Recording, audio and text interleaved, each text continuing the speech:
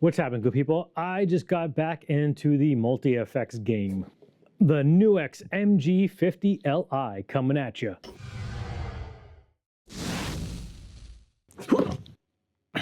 I saw this thing like during the NAMM announcements, thought it was pretty cool.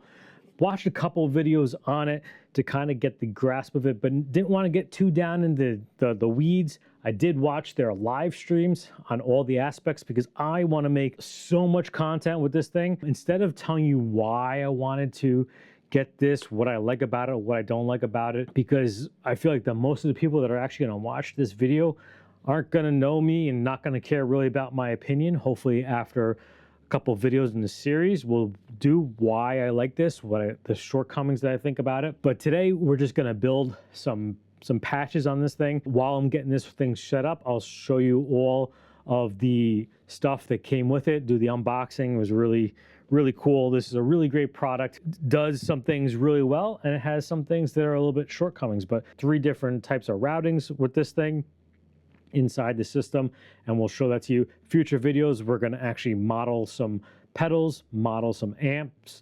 We'll go deeper dives into some of the the aspects, because there's not a lot of information out there and it doesn't seem like people are diving into this thing as much. I can give it to you as a noob type of perspective. So, and we'll get a camera set up down and we'll show you how to do everything. Today is going to be strictly through actually using the system, no app.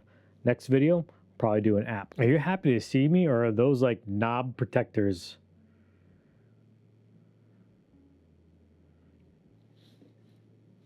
I'm going to be booting up on over here now. Got the cool little image right there. If you want to see how to do that, we'll do that in a future video over here. But today we're just going to do quickly setting up a patch. We're not going to go into dialing in like fine tunage and stuff like that. Just going to show you how so that you can get along your way and start doing stuff. So you could enter the editor in 2 different ways. You could either hit this right here. When you add modules, it's kind of cool because you will see that you can actually see the images.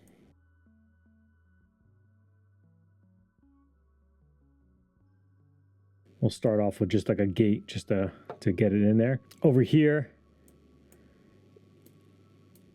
you could switch to by hitting the select now that you added something only in that module that's there. And the knobs here actually will tune your adjustments. So if you have 4 knobs on the screen, all 4 knobs will adjust accordingly to each one. But this one will always do the select.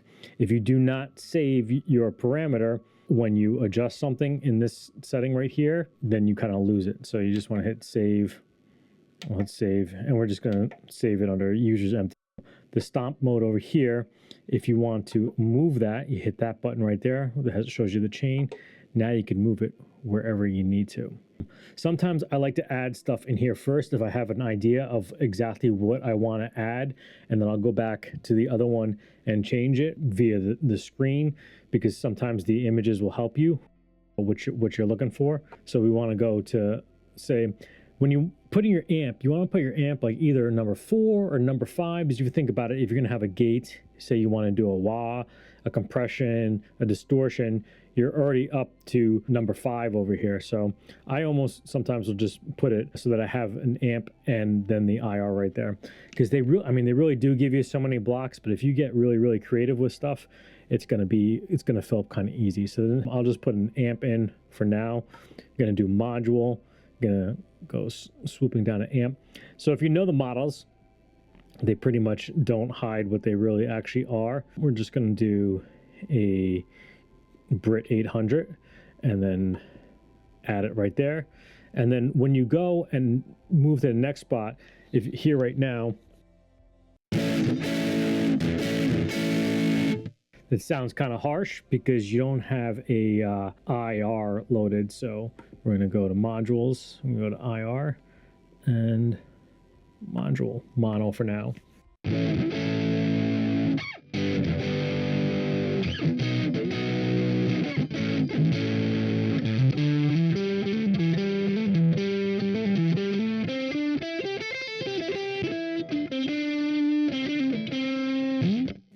So there you go.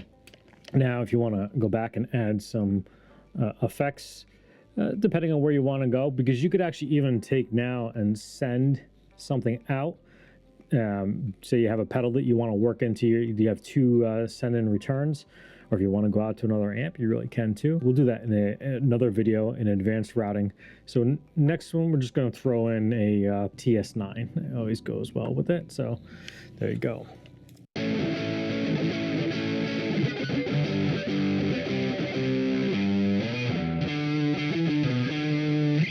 We're not going to do any fine tuning, but we'll go back to that screen in a little bit and just show you the knobs and stuff like that. So also here, just for reference, if you wanted to,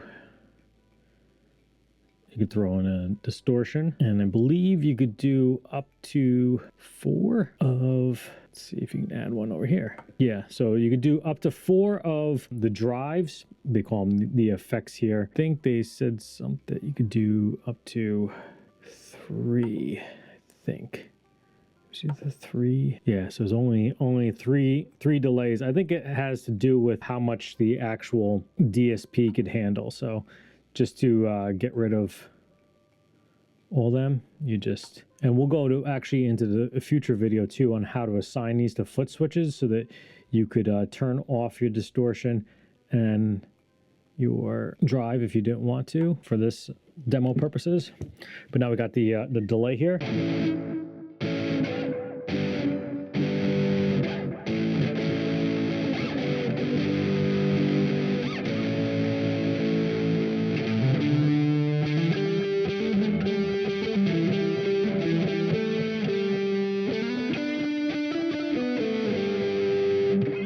And just throw in a little reverb before we get back to the actual routing of everything. So I'm just gonna do that. We'll do a module. We'll do reverb. There we go. Yeah, save often, and you'll save your shirt and going through everything. So.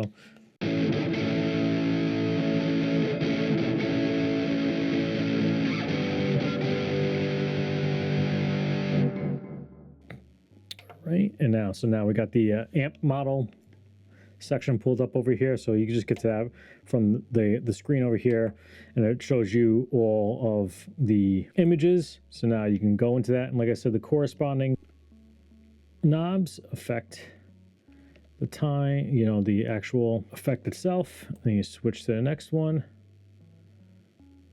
and now I'll show you that whole save often thing. Because now we'll go back to the delay. Should be good. Save. And there we go. So now this is what we got here.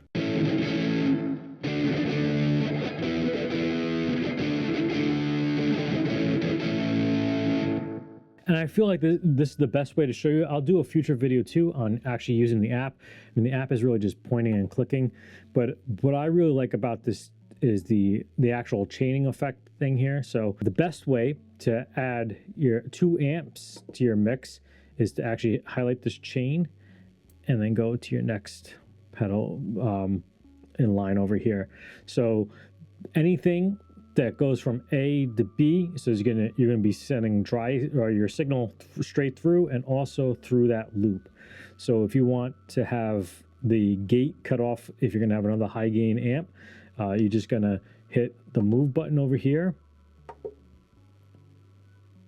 and move it after the gate if you want to. This is gonna sound a little harsh right now because the IR is actually not in the line straight ahead. You see the amp and then it goes back to AB. So basically the amp is going to go out the out as well. So it sounds bad. So that's one thing with moving the blocks. You have to keep that in mind. The only reason why I say that you could put the amp a little bit farther is because if you start doing imaging, you do have some images through NAM that actually have cabs built into it, so you could use the extra room in front if you needed to. But the simple way to actually just combat that is to move the amp over one, move the IR back into here, and now you have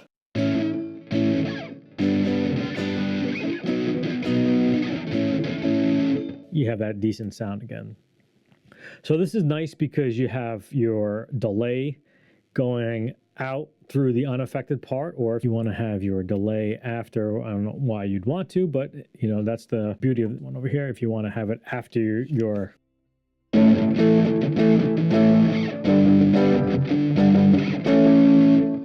TS9. If you go, now this is one interesting thing that you could do. Pardon me, Frank, you know you're not subscribed? All the Franks are probably freaking out right now, but if you could, please check to make sure you're subscribed to the channel. Really appreciate it. Is if you wanted to have two different types of cabs, you go here, it's going to sound a little harsh again because we're going to move it here.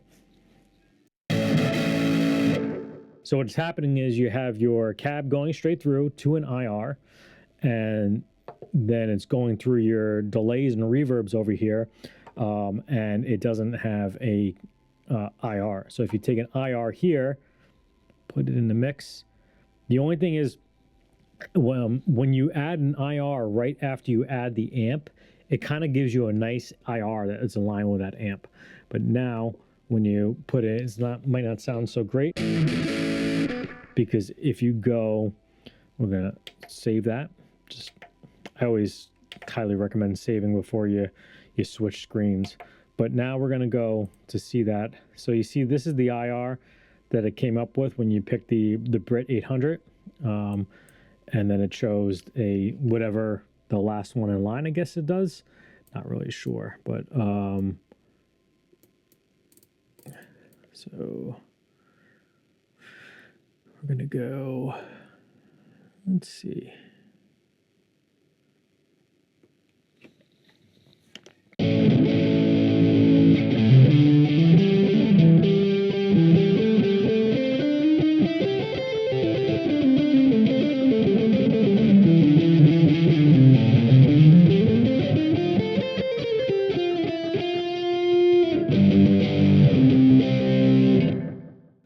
And we'll go into a future video actually just on the IRs, how you could just totally change the mic, the cone, like where it's set up on the cone, the distance. There's so much stuff that you could do with that. So now you got your amp going through two different cabs.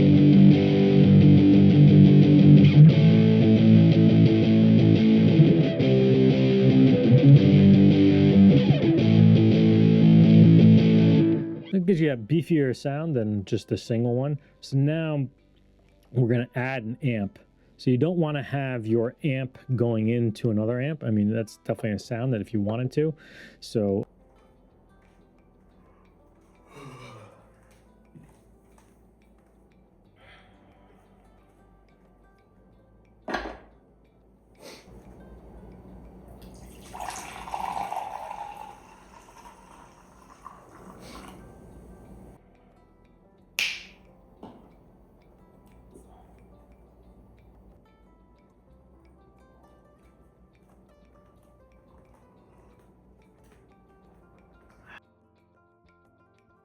we're gonna go into the, no, sorry, I'm gonna move the AB back, and we'll do a dry signal here.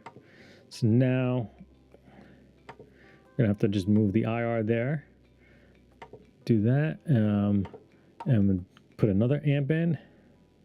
We'll do a jazz clean, see how it sounds.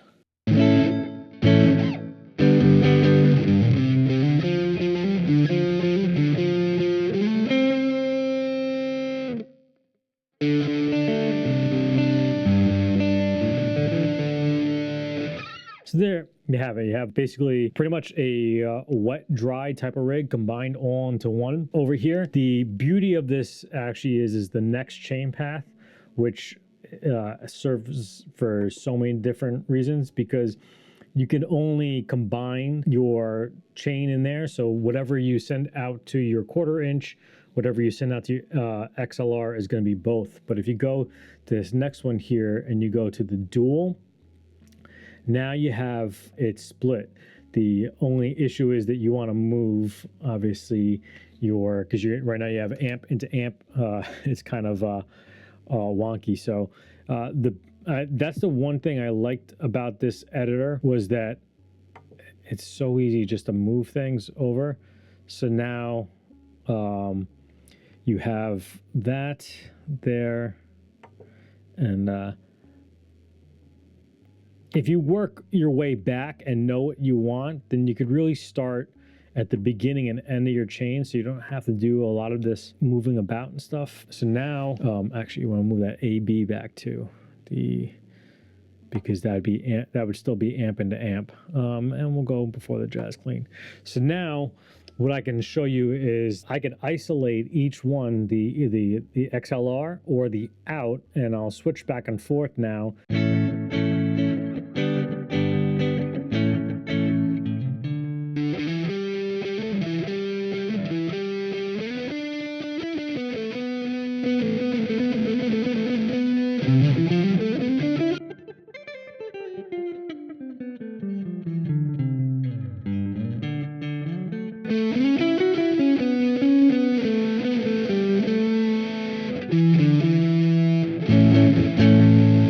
You could do that whether you're recording or if you have 2 amps set up on stage. It gives you that pretty cool effect. So an additional reason why you might actually want to do this, and this is separate, we're going to delete the amps, the second amp now, and then now we're going to go back to here, and we're going to go after the IR. So now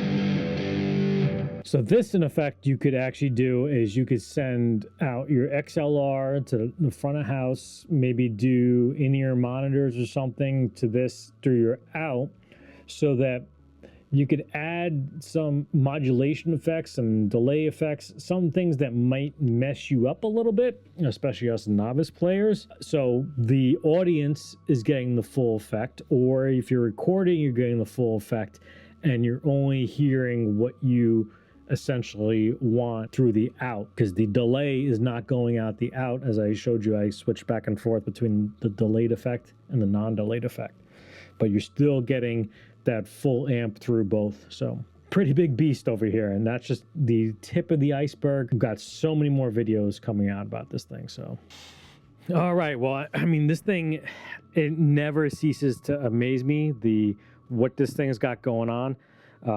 There is so much potential for this thing. If you have one, let me know in the comment section. If you're thinking about one, let me know in the comment section. And if you have any other videos that you want to see about this, let me know in the comment section. You've all been a fantastic audience, and as always, stay tuned.